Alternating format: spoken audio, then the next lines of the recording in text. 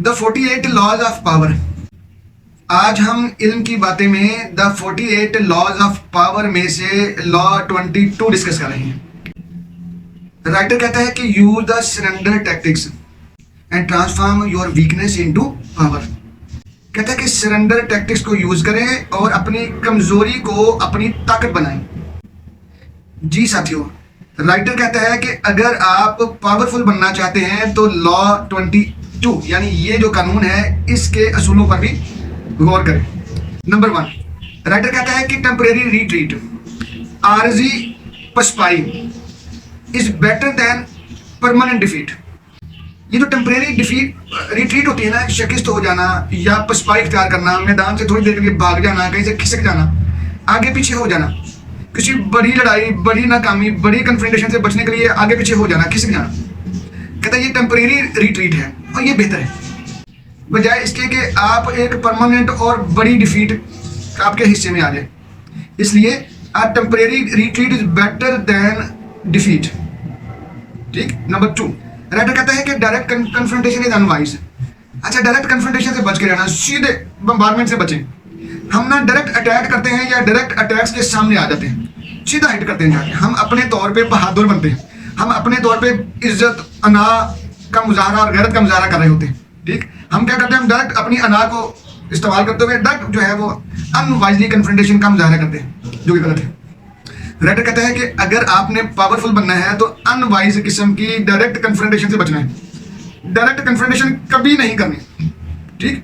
Number 3, कहता है कि अ डेलिब्रेट स्मॉल लॉस, जानबूझ के एक छोटा सा जो लॉस किया होता है ना, कहता है वो जरूरी है देन अ बिग वन, बड़े वाले से। देखिए, मैं अक्सर कहता होता हूं कि अगर आपको शेर का शिकार करना है ना, शेर का शिकार करने वाले साथियों क्या करते हैं, वो बकरी या बकरी के बच्चे को एज ए बेट इस्तेमाल करते हैं। तो आप भी ऐसा करें। कहते हैं कि उसको डेलिबरेटली आप उसको चारा डालते हैं ना, बेट करते हैं शेर को पकड़ने के लिए। जब आपने शेर को पकड़ना है यानी जब आपको बड़ी कामयाबी चाहिए तो फिर आपको छोटे छोटे लॉसेस तो करना होंगे ना। जब आप छोटा लॉस करोगे, छोटी प्राइस पे करोगे तो बड़ी चीज को स्ट्रेटेजिकली हासिल करने जोगे हो जाओगे। ठीक। वो कहते हैं ना कि सारा धन जाता देखो तो आधा दीजियो बांट। ठीक है। जब आपको सारा कुछ जाता नजर आए तो आधा बांट, यानी कुछ तो सदका करें ना, कुछ तो बचे ना। तो साथियों, ये जरूरी बात है कि इस बात को डेलिब्रेट किस्म के स्मॉल लॉसेस करना पड़ते हैं और ये ज़रूरी है। और पावरफुल होने के लिए तो बहुत ज़रूरी है भाई, खर्चे करना पड़ते हैं, सीधी सी बात है। अगर आप खर्चे नहीं करेंगे तो आप कामयाब नहीं हो सकते, आप पावरफुल नहीं हो सकते। तो भाई खर्चों पे काम चलता है, तो स्मॉल लॉस, छोटे छोटे आपको जो है वो खर्चों के जरिए अपने छोटे छोटे लॉसेस बियर करना होंगे बड़ी कामयाबी के लिए, बड़े फायदे के लिए। ठीक है जी। Number 5, don't react with emotions, react with strategy. अच्छा, हम में से हर बंदा, हम टक करके ऐसे डंक मारते हैं ना हमने कोई बात सुनी तो फौरी हमने उसको डंक मारा, ये नहीं करना। हम ना आउट ऑफ आवर इमोशंस खेलते हैं, इमोशनली बिहेव करते हैं। वो हम एमफिल में तो हमारी मैम ने बड़ी कमाल बात की, कहते हैं कि हम तो इमोशनल फूल हैं। ठीक है। हम अपनी इमोशंस के जरिए ही काम चलाते हैं। भाई हर काम को एक खास हिकमत अमली के लिए चलना चाहिए ना।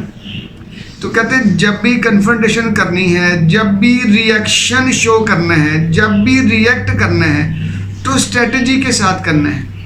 स्ट्रेटजी और हिकमत अमली के बगैर रिएक्ट नहीं करना, वरना आप फंसे रहेंगे। ठीक। यानी ये बात आप हमेशा याद रख लें, कोई भी काम करना है उसकी हिकमत अमली होती है। अच्छा, कुछ हिकमत अमली ऐसी होती है जिसको हमने ड्रा करना या डिज़ाइन करना ज़रूरी नहीं होता, हमारा माइंड उसको ऑटोमेटिकली डिज़ाइन कर लेता है। ठीक। जैसे आप रोड पे चल रहे हैं और रोड ब्लॉक हो गया है। ठीक है। अगर आप उस एरिया को जानते हैं तो फिर आप क्या करेंगे, आप कोई पतली गली ले लेते हैं, छोटी गली से निकल जाते हैं, है ना। क्यों? वो आपकी हिकमत अमली है। तो कुछ चीज़ें होती हैं जिनको दिमाग चूंकि यूज टू होता है, दिमाग बड़ी पावरफुल शय है, वो छोटी मोटी हिकमत अमलियाँ खुद बना लेता है, लेकिन बहुत अगर सेंसिटिव इश्यूज हों तो उनको लिखना पड़ता है, गौर करना पड़ता है, सोचना पड़ता है। ठीक, तो राइटर कहता है कि don't react with emotions, react with strategy, हिकमत अमली के जरिए रिएक्ट करें। ठीक जी। नंबर 5 साथियों, कहते surrender is not the end, it is a chance to rebuild. Salahuddin Ayyubi साहब भी यही करते थे ना। नबी सल्लल्लाहु अलैहि वसल्लम ने सुलह हुदैबिया में यही किया था। कहते कि surrender is not the and, हथियार को डाल देना, ठीक है, कम अपने आप को कमतर मनवा लेना, यानी थोड़ी देर के लिए हथियार डाल देना, पसपाई तैयार कर लेना, थोड़ी देर के लिए पीछे हट जाना, रिट्रीट की तरफ चले जाना, सरेंडर कर देना। कहते ये एंड नहीं है, ये असल में एक ब्रेक होती है, ये असल में एक वक्फा होता है जिससे आप अपनी सारी पावर को रीगैदर करते हैं, आपको रीजॉइन करते हैं, सारी पावर को रीडिज़ाइन करते हैं, अपनी चीज़ों को, अपने आप को कलेक्ट करते हैं, अपनी सारी फोर्सेस को कलेक्ट करते हैं, मुजतमे करते हैं। तो ये कि सरेंडर को कहते हैं कि इसको एंड मत समझें, अभी तो इसके के इम्तिहान और भी हैं वाली बात है, तो इसलिए परेशान होने वाली कोई बात नहीं है। It is a chance to rebuild, ये असल में एक चांस है कि जाओ भाई, आप इधर ने आपने पीएचडी कर लिया है, आप उधर जाके पीछे बैठ के सोचेंगे कि हमने अब इसका ये काम लेने हैं, ठीक है, हमारी ये वीकनेसेस हैं, ये हमारी पावर्स हैं, इनको हमने ऐसे ऑर्गेनाइज करना है। नबी सल्लल्लाहु अलैहि वसल्लम का सुलह हुदैबिया वाला वाक़या देखा ना, नबी सल्लल्लाहु अलैहि वसल्लम की तमाम शराइत आपके खिलाफ थी, लेकिन एक बात बड़ी अहम थी, नबी सल्लल्लाहु अलैहि वसल्लम ने एक मौका टाइम लिया कि भाई जंग नहीं होनी चाहिए, है ना, तो ये बड़ी ज़रूरी बात है। अब आगे जी, नंबर 6, राइटर कहता है trick the enemy by pretending to give up.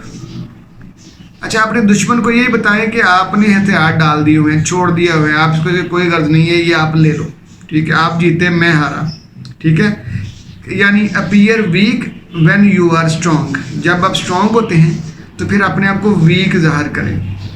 हमारे यहाँ तो उल्टा हिसाब है, हम लोग जब गरीब होते हैं तो हम अपने आप को अमीर सा जाहिर करते हैं, जब अमीर हो जाते हैं तो फिर हम अपने आप को जो है गुर्बत वाले माहौल में लेके आ रहे होते हैं, सस्ते कपड़े, सस्ते जूते, सस्ते मामलात, सस्ते खाने, ठीक है, सस्ती गाड़ियाँ, ठीक है, ये अमीर लोग हैं, ठीक है, देखिएगा ना, ये उल्टा काम है हमारे हैं, बड़ा अजीब तरह का साइकोलॉजिकल इश्यूज है हमें जी। नंबर 8, राइटर कहता है कि make your opponents over confident.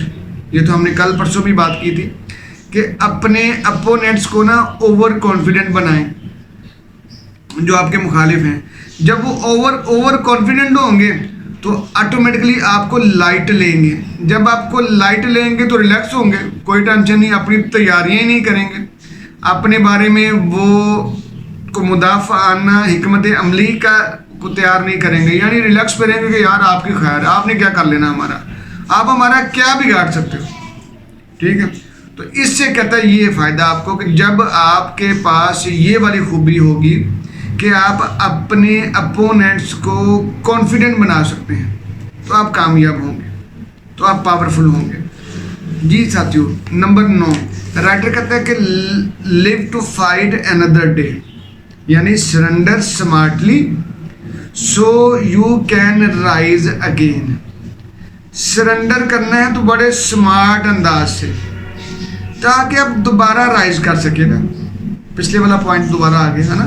तो सरेंडर करना असल में राइज करने के बराबर होता है। आगे जी कहता है कि do not get emotional, get tactical. ये बात भी होगी कि इमोशनली बिहेव मत करें, टैक्टिकल के साथ चलें जी। और आखिरी बात है, कहते हैं never surrender without a plan. Surrender जब भी करें प्लान के मुताबिक करें, स्ट्रेटजी के मुताबिक करें, स्ट्रेटजी के बगैर सरेंडर मत कीजिए वरना फंस जाएंगे, ठीक जी। साथियों, ये थी हमारी आज की इल्म की बातें। आज हमने लॉ 22 डिस्कस किया जी। जज़ाकल्लाह जी।